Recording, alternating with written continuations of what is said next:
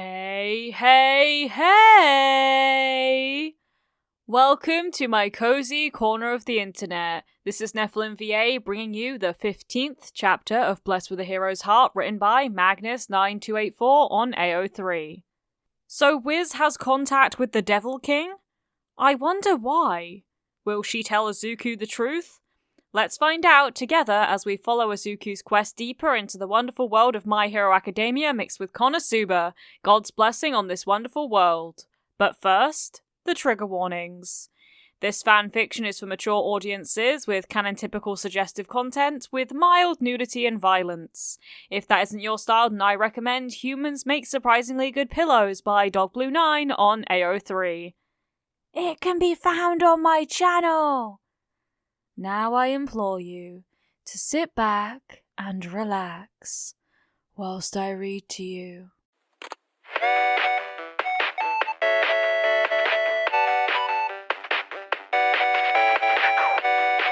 Chapter 15. The Taste of Freedom. Wiz the shopkeeper knew for a fact that the archdruid Izuku Midoriya was different.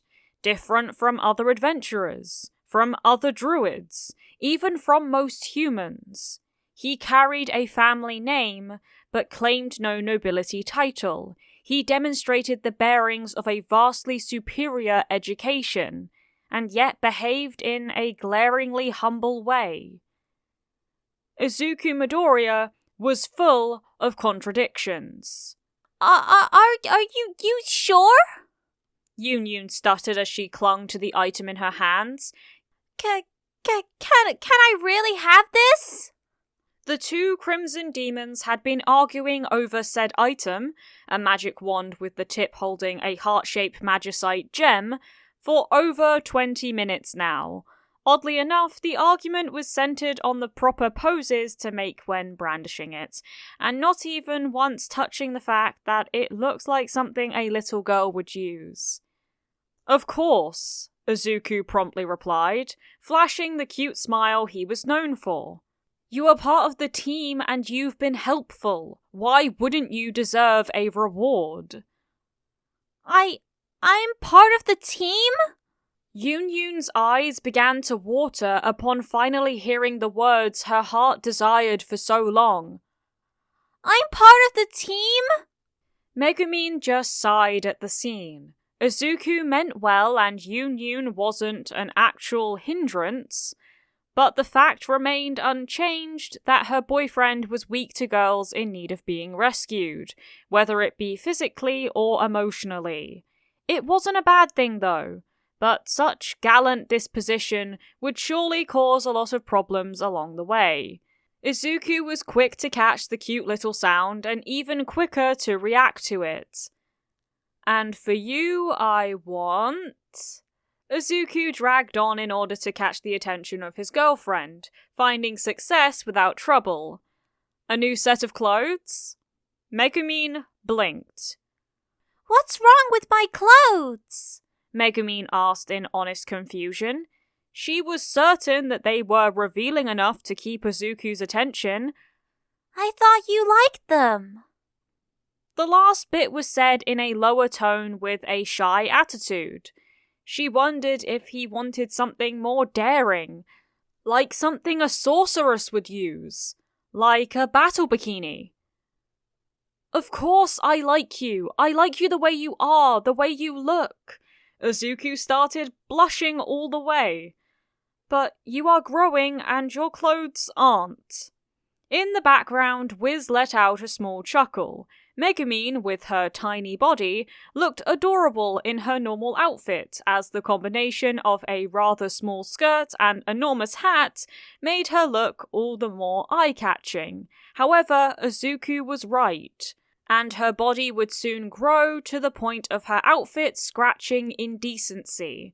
The skirt eventually becoming too short to protect her modesty, and her chest no doubt would find the cloth too restraining. Just looking at the other Crimson Demon was proof of how beautiful she would become one day, all thanks to a steady supply of food and shelter. If that's the case, Yun called to their attention, why don't we, go back to the village. How many times do I have to explain that he is my boyfriend? Megumin instantly shifted into a defensive stance, practically shielding the now flustered archdruid with her tiny frame. Stop trying to seduce him! As the flustered girl descended into a flurry of denials, Wiz continued to watch, her heart and mind at war with each other, trying to find the right moment and the words required to ask her selfish request, and how to ask forgiveness for her disastrous blunder. "We are ready to make a purchase." Izuku's voice brought back the ditzy shopkeeper from her troubled thoughts. "We also want to commission some new clothes." Looking at the items before her, Wiz noticed that it was the girly wand and assortment of accessories, all the gifts for the girls that were fighting for his heart. The situation made her envious, especially because Izuku was sinfully kind and caring. "Wouldn't it be better if you commissioned this with a seamstress?" Wiz asked in honest confusion. "I can make these pieces of clothing if you really want, but it will be more expensive." The clothes in question were a couple of small chest pieces made of cloth with a small support made of thin metal placed below the breasts. She couldn't understand the function of the piece, but it wasn't armor. "I'd rather you be the one to create it," Izuku replied with a kind smile. "Then I want you to take credit for these clothes, and sell them to all the women you can." Izuku, being an only child and growing without a father for most of his life, was forced to know and understand the function of bras. It was a truly embarrassing fact, but the women of this world really needed such a thing. He decided to allow Wiz to take credit for the invention rather than carry the stigma himself, of course. And of course, the very first models were aimed for Megumin, Chika, Darkness, Liza, and Yun. "Why?" Wiz asked, baffled at the selfless offer. Izuku Midoriya was kind, caring, and generous, things that were hard to come by, especially together. It made her request all the harder to make. "Because we are friends," Izuku started before he seemed to grow hesitant for a moment. "Also, you seem to be depressed, and I want you to cheer up." Behind the archdruid, two crimson demons stood in awe. One shook her head in disbelief at the situation, the other just face-palmed, not in annoyance, but in attempt to stifle a chuckle. No one, anywhere, would renounce the rights to an invention, no matter how silly or useless it may be.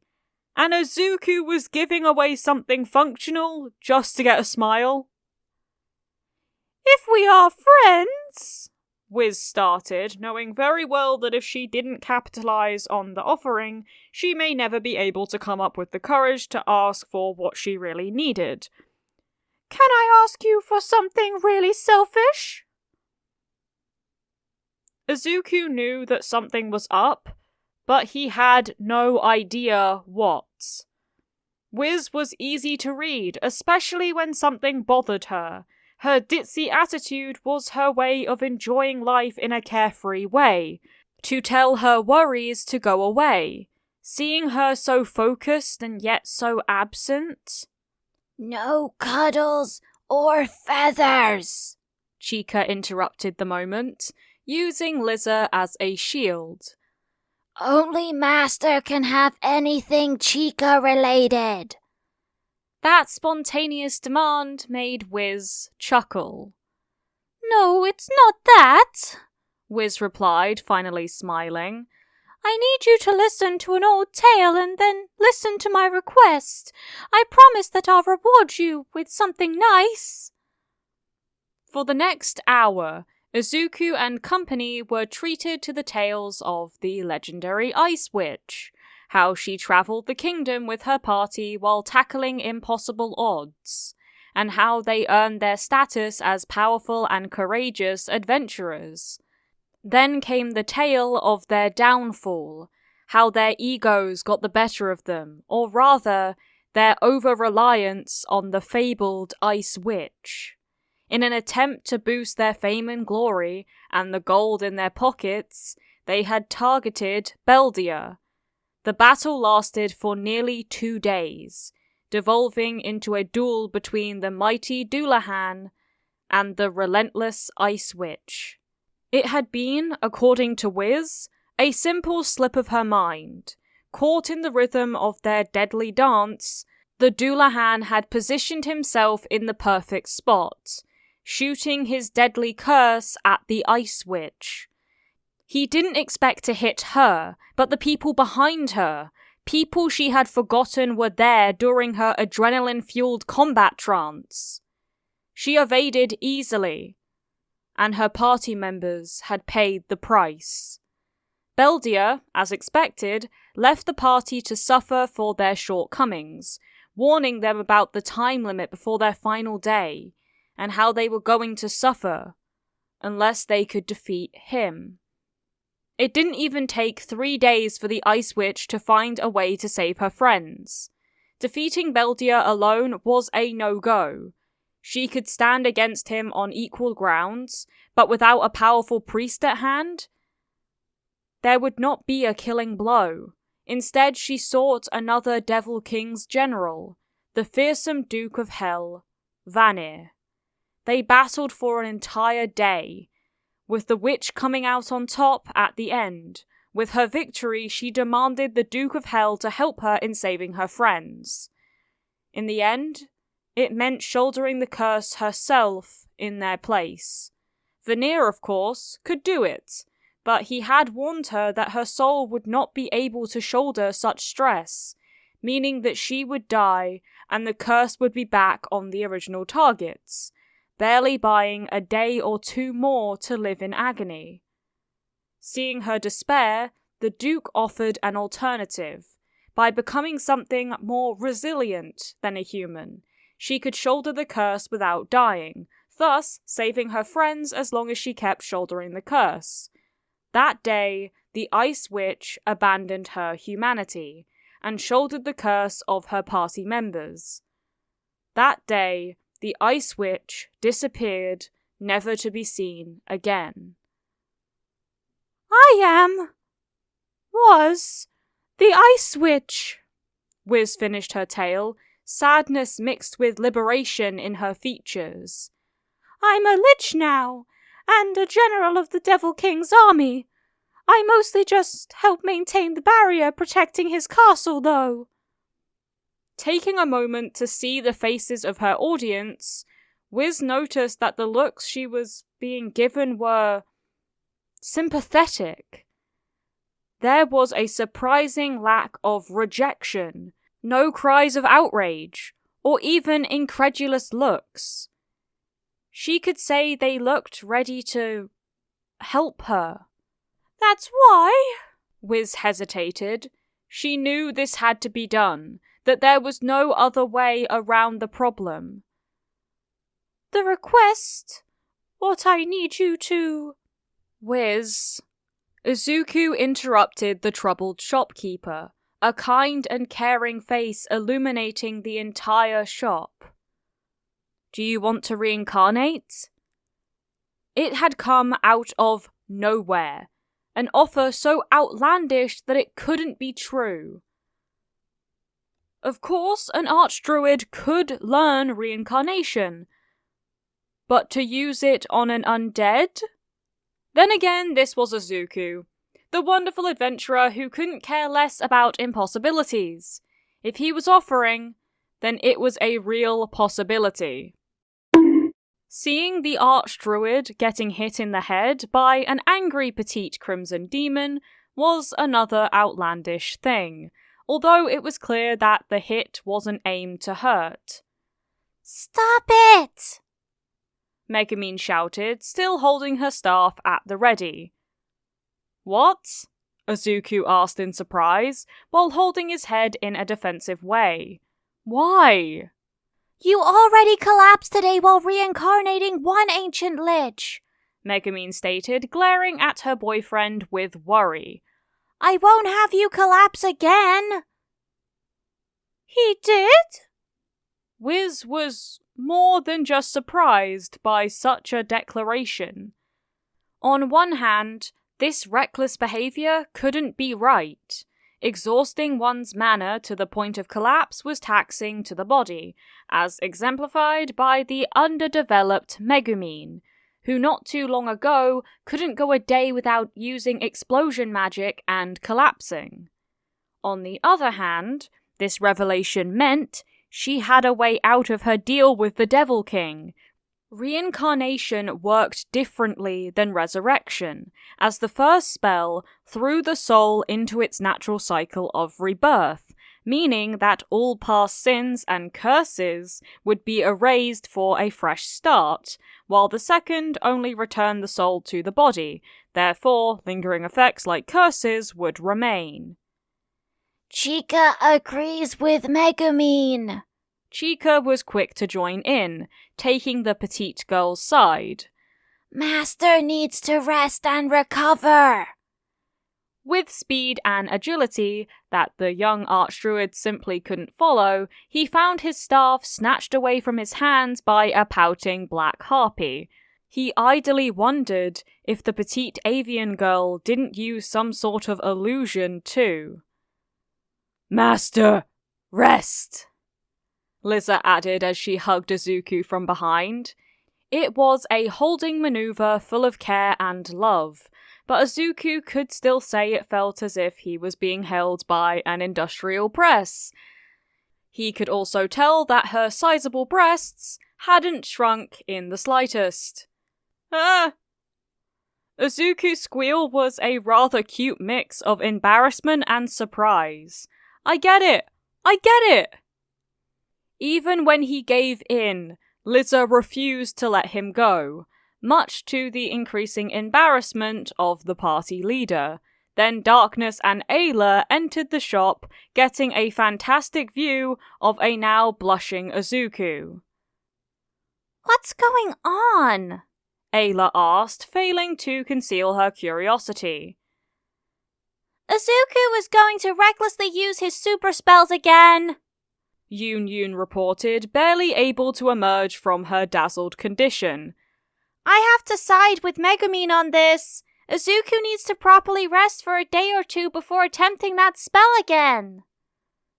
Ayla was actually surprised about Izuku not struggling against his slave. Such a scene should be impossible due to slaves being bound by the brand, making them unable to disobey or go against their master. However, that curiosity was overridden by the declaration. What? Ayla had no idea what they were talking about. What spell? Izuku, you need a rest before pulling any more stunts, Darkness interrupted, truly worried about the saint under her care.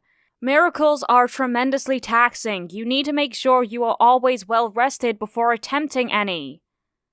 But Izuku weakly tried to argue, but Liza continued to smother him with love and worry, making it hard for the young archdruid to focus on anything besides calming his hormonal impulses. Why did she have to be so beautiful and bountiful?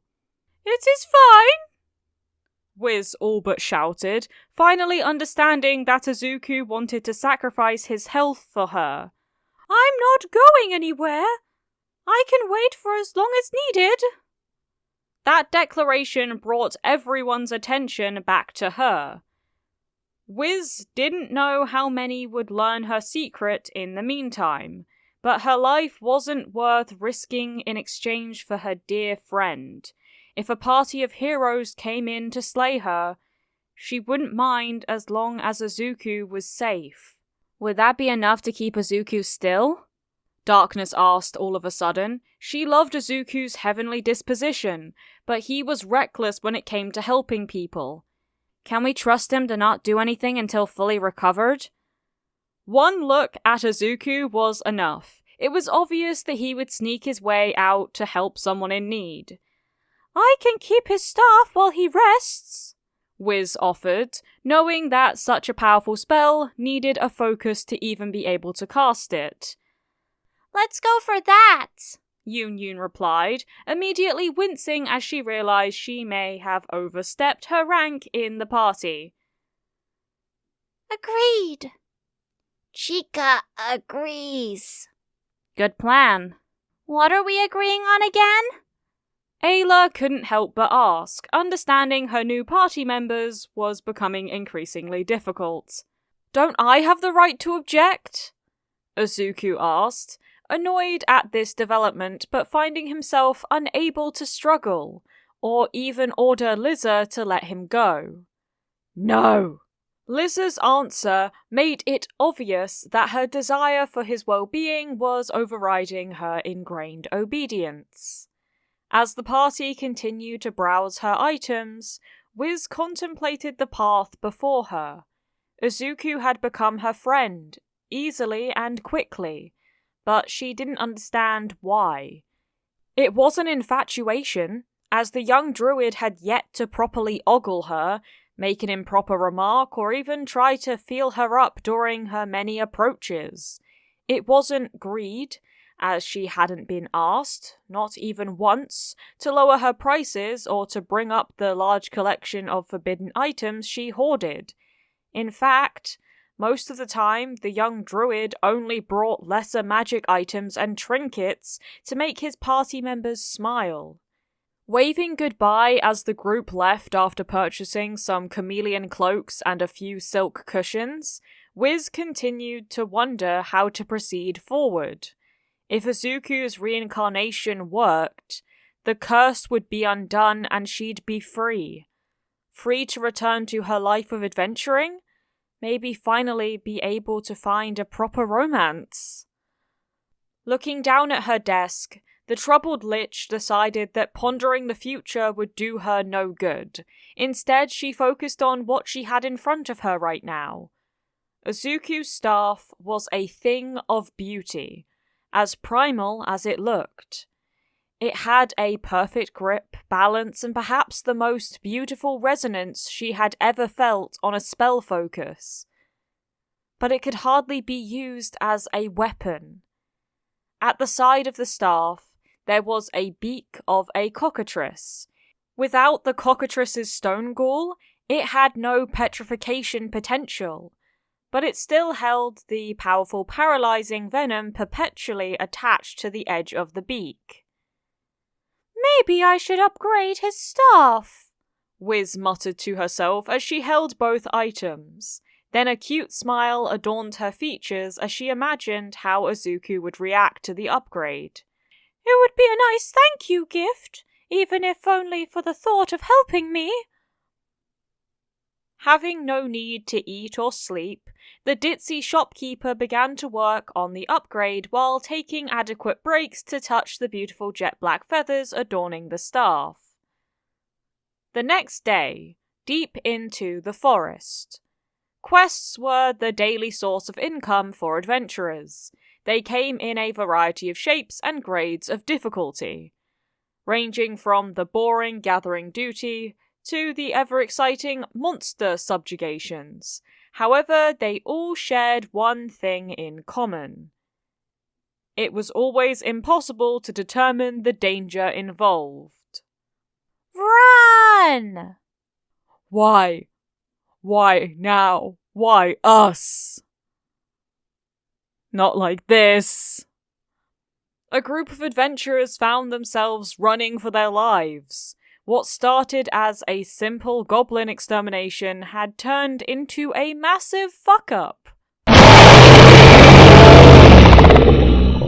A large feline leapt at them from the bushes, missing one of the adventurers by the skin of their teeth. "Why is the rookie killer here?" Dust and his party never imagined that a rookie killer, a feline beast that resembled a black saber-tooth, would be lurking so close to the town of beginners. Then again, the beast was known for hiding away from strong adventurers, and lure low-level ones with weak prey. The lack of reports would be obvious due to the exceedingly low chance of surviving an encounter with one. "Keith," Taylor called while trying his best to not fall behind due to the weight of his gear. "Shoot it with your bow." "Sure thing," Keith replied without stopping or even looking back. "After you stop it for 1 second. Dust's party was not the weakest, but it was not above novice rank either. Facing off against a rookie killer was suicidal at best. "Gah!"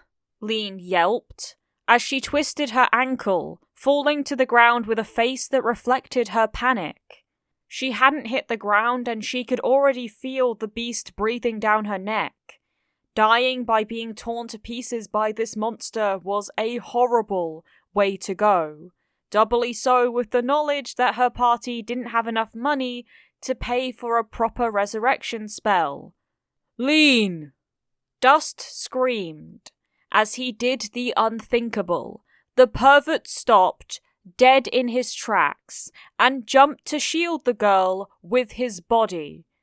They weren't an official couple yet, they just fooled around with the idea of being an item to go on a date or two before committing, and yet something inside the blonde forced him to act like a man, even if it was for the last seconds of his life. The loud sound was followed by the whining of an animal. Seizing the opportunity, Lean and Dust looked toward the rookie killer and saw it rolling on the ground with a crossbow bolt sticking out of one of its legs. "Protect the adventurers!" The commanding voice held a cute tone, which made them recognize the owner well before his form came into view. Izuku, the archdruid, somehow had come to their rescue. Again. It may be shameful, but they were truly grateful for this timely rescue. On it. Darkness jumped out of nowhere, lifting her thorny shield to protect the downed couple, thorny mace at the ready. "What the heck is that?" Keith couldn't help but ask as he looked at the one who managed to shoot the rookie killer. Ayla the Ranger, unintended slave of the Archdruid, was holding an artifact that the archer had trouble calling a crossbow. In the delicate hands of the pink-haired girl, rested on a contraption that looked more like an elongated box with a trigger on one end, a tiny metal bow on the other, and a small barrel in the middle of the box. It was, of course, more complex than that. The cord of the bow ran inside the box through a slit. Below the tiny bow was a secondary handle with what appeared to be another trigger. On one side of the box, a third small handle could be seen, and at the top of the box, there was a spyglass attached. It looked too complex to be a crossbow, but it seemed to function like one. "Reloading!" Ayla shouted. It was the normal thing to do, and it was to be expected that the girl would seek cover while struggling to pull the cord back and replace the bolt. The ranger began by relaxing the grip on the secondary handle, causing the arms of the bow to move back and release all the tension from the cord. Then, with barely any effort, she pulled the third handle back, which moved the cord back into position, which was signaled by a rather discreet clicking sound. After that action was finished, she rotated the barrel below, which made more clicking sounds, revealing that another bolt was now set into a ready position, thanks to its tip now being visible at the end of the box. Then she returned to applying pressure to the secondary handle, which forced the arms of the bow to move and tense again. Finally, she moved the artifact so she could see through the spyglass. "Ready!" Ayla shouted after not even 10 seconds. As the beast made to roar in defiance, the ranger shot, scoring a hit right inside the mouth of the beast, piercing right through its brain.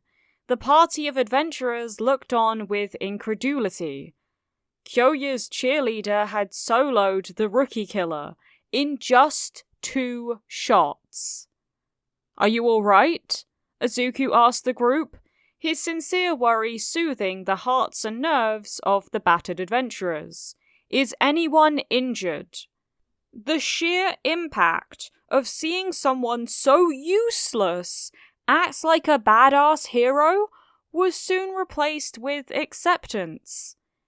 It was Izuku's party after all. "I think I twisted my ankle," Lean replied, seemingly ignoring that Dust was still hugging her. If he was doing so out of worry or out of fear, it was difficult to say. "Let me help you," Izuku said as he went to place his hands onto the injured limb. "Cure wounds," Izuku intoned. Emerald light shone upon the ankle, and almost instantly the pain was gone. Cure Wounds was a basic healing spell, common among all priests, and not uncommon in the hands of druids and other divine casters. The surprise those watching felt, thus, came from the fact that it came out with a greater potency than what priests would use, and the light was far more intense than what was seen at the different temples. The fact that it wasn't white was also of note. Lean was hesitating to talk. The feat may be irrelevant, but it was still yet another oddity to crown the young archdruid with. "Thank you?" Lean had confessed to finding Izuku intimidating. Too much power, too many unique skills, so much more capable, that she couldn't even begin to imagine the hurdles of the girls following him. Just what kind of acts of devotion did they need to perform to gain his attention? Dust had never been so grateful in his life for small misunderstandings. Seeing the green-haired boy drunk once had been more than enough to understand that he was still human and thus relatable. "Glad to hear it," Izuku finished, turning around to address his party members. "Well, how was it?" Their quest was about collecting healing herbs. It was simple, easy, and quick. Finding that the custom crossbow was ready just added the intention to find some moving targets for a field test. Izuku had no way to know how big of a deal this particular target was, or the fame that the pink-haired ranger would incur because of what she did. "It's..." Ayla drawled on as she began to look at every part of her new experimental weapon. "Heavy, but I can manage." Bianca. That was the name that Mr. Talanov gave to his creation. A complex mechanism that used heavy-duty springs and gears, filled the boxy casing of the crossbow. The hell-melted mithril making for a powerful alloy for most of the pieces, while the iron bark formed a not-so-heavy casing. The weapon was not easy to operate, as it required high coordination to quickly load the next shot, but it required far less strength when compared to other crossbows. When Talanov asked for a new name for this type of weapon, Izuku blurted the name bowgun. "What the hell is that thing?" Keith asked as he approached the ranger, who immediately hugged the bowgun while taking a step back. "And where do I get one?" Back at the guild hall, Izuku was kind of used to the intense staring every time he entered the guild. If it wasn't after saving someone, it was simply because he was surrounded by loving girls. Said girls, of course, were talented and strong, and not merely accessories to show off. Today, though, the intense staring was not directed at him. "Can you please stop shielding your weapon like it's some sort of baby?" Megumine asked to the nervous ranger. "It's rather disturbing." Ayla just reinforced her grip on Bianca. Apparently, Dust's party had begun to spread the news of the bowgun, and how powerful it had been against the rookie killer. There were actual eyes full of envy, animosity, and greed directed at the Ranger right now. And she was well aware of them. She failed to notice the fear, though. I can understand her. Darkness joined the banter as they walked to their table. Every day I get offers for the weapons Izuku made for me, but I'll never let go of them. There was a healthy amount of fear coming from the stairs. The feat of killing a rookie killer in 2 shots was the equivalent of saying that she could kill 24 adventurers, just like how dangerous Darkness looked due to her being able to stand her ground against Beldia. The greed and envy were there, but so was the survival instinct telling them all that attempting anything would end in instant death. I think Megumin is jealous. Yunyun's statement earned a loud gasp from the petite Crimson Demon. She doesn't have a custom item while others do. The idea of teasing Megumin brought shivers to anyone who was aware of the existence of Big Bang. Seeing the small arch-wizard tremble in anger only made things scarier. Is that true? Izuku asked with a warm smile, earning a cute pout from his girlfriend. Should I make something special for you? Maybe a staff? That question earned a reaction from the explosive girl. You mean it? Megumin asked with sparkles in her eyes, earning a resolute nod from her boyfriend. Can it have that iron bark you grow? And a lock of your hair too? Unknown to Izuku, Megumin was asking for a tradition between lovers. It was believed that exchanging locks of hair would protect each other from ill intent. And for spellcasters, this meant a more potent focus. Well, Izuku playfully drawled for a second. If I can have a lock of your hair. Megumin nodded as they finally sat at their table. It didn't take long for her to snuggle up to Izuku. A lock of Master's hair? Chika muttered, imagining having a bracer or a ring or even a pendant with such a treasure.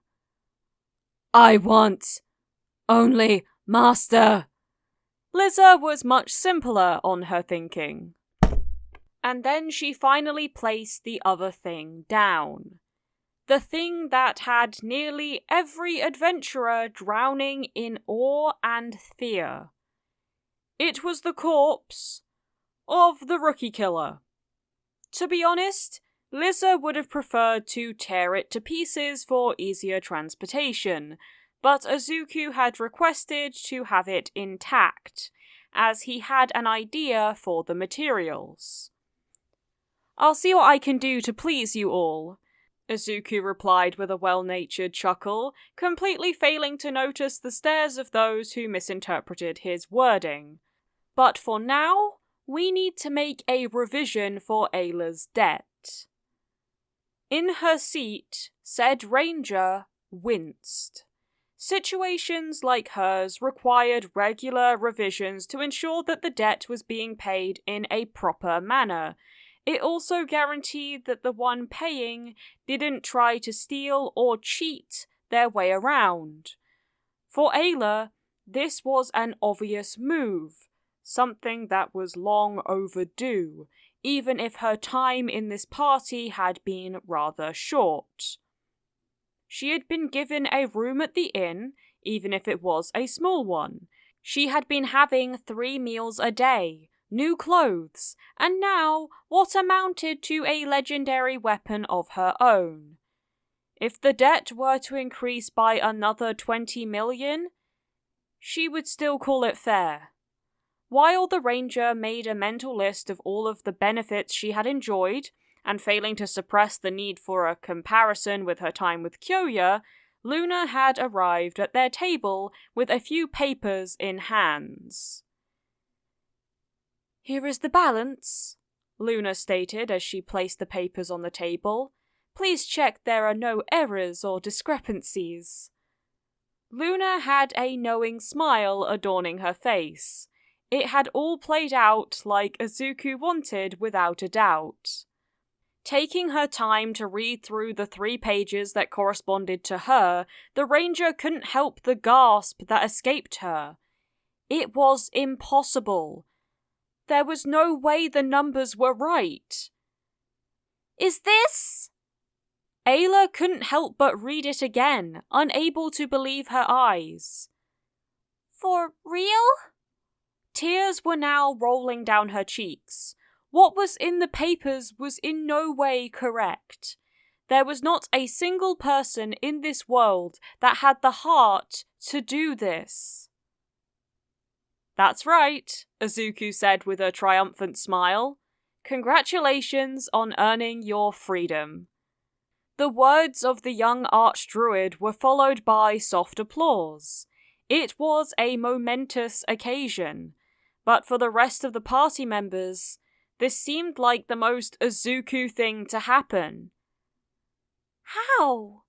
Ayla weakly asked, wondering if she was just about to wake up to a crueler reality. "Why?" The tears were getting more numerous, so Izuku thought about explaining a little bit. "Well, you were already part of the party when Beldia attacked, so technically you were part of the party that defeated Beldia." Izuku's words made absolutely no sense. It was, after all, common sense to exclude the weaker members from rewards, right? So technically, a part of the reward is yours. It was a small portion due to your small participation, Darkness clarified, acting as bait is not enough for an equal share. The words of the noble-born were a poor attempt to lessen the impact. The ranger didn't deserve any of that money. In fact, she was the reason why Izuku had to fight back then. "You've also been helping us with all the quests we were taking," Izuku continued, making even less sense, as her participation was that of target practice while adventuring. "Every little bit of help matters." Ayla started crying. She didn't deserve this. Izuku, the man she hated at the beginning, was showing her kindness in a measure that was unthinkable. Instead of taking advantage of her like anyone else would have done, Izuku had helped her in every aspect he could. He polished her skills, letting her understand that everything she could do was helpful. He helped her regain her dignity, as giving her sensible clothes made her more respectable in the eyes of the guild and the other adventurers. He made her strong, as what she did today wouldn't be but an unreachable dream for her old self. And now? "How is that all enough to pay my debt?" Ayla asked, her mind still finding it difficult to believe that the one to fight for her freedom was the guy who she thought had taken it away in the first place. "Here it says I'm getting money for myself." She wasn't being kicked out. That much she understood. But to be given money when not too long ago she seemed to have endless debt?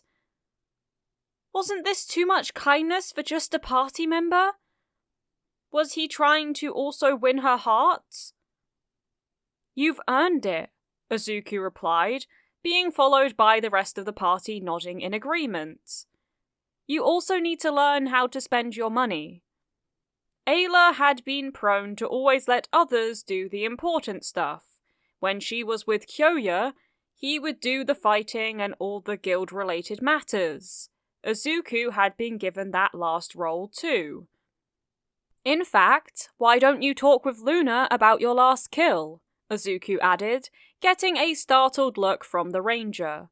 "You need to learn how to negotiate for the parts, or decide if you want to keep them to commission an item for yourself." "You could also keep the pelt of the monster and commission a cloak," Yun suddenly interrupted, years of solitude dulling her social sense and timing skills. It would be adorable to turn the head into a hood. While Megumine facepalmed, either because of the untimely interruption or her odd fashion sense, Izuku limited himself to giving her some head pats. She may not have been a demi-human, but she purred all the same, much to Megumine's annoyance. "Come with me, Ayla," Luna called as she extended a hand towards the overwhelmed ranger. "Let's talk business at the counter." As soon as the pair were out of hearing range, Izuku made a serious face. It was time to discuss something important. "Now that is done, we need to get ready," Izuku proclaimed, getting resolute nods from his party members. "We'll be able to pick up the carriage in 3 days. Food and water are no problem, but..." Turning to look at the masochistic crusader, they found the blonde smiling.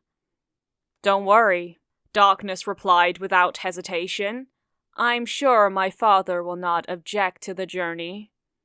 While Izuku, Megumine, and Yunyun could freely move around the world, Darkness had strong ties to the city. Traveling between cities was not an actual problem, but the journey Izuku intended required a degree of dedication that a noble-born couldn't just give. She wasn't just bound to not return to her family anytime soon. She was also liable to never return at all. "Chica will forever follow Master," the harpy said in a low tone, one which Izuku was now comfortable with. "I follow." Liza voiced her loyalty and determination, much to Izuku's happiness. "We'll defeat the Devil King together!" Megumine instantly broke character, now poking at the side of the now flustered girl. "Did you even ask permission to be here to begin with?" "Megumine!" Yunyun was now trying to shield her sides from Megumine's fingers. "It doesn't work like that! Don't give the wrong idea to Izuku!" Izuku couldn't help the laugh that escaped his lips. He loved these girls, his teammates. He couldn't help but reinforce the self-promise he made, to never allow his precious people to get hurt. The path to return home was about to finally begin, and he needed to make sure he was prepared to ensure not only victory, but a safe return for the people he loves.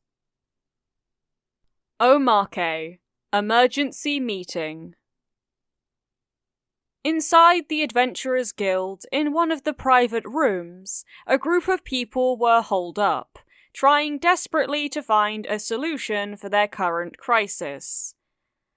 "And that is the question," Luna reported to the crystal ball sitting atop the table, those around her showing faces of utter distress. "The dwarves couldn't be stalled, and I'm afraid the churches did a tremendous job at alienating him." Him, Izuku Midoriya, the archdruid who had completed more quests on his short time as an adventurer than many veterans in a lifetime of hard work.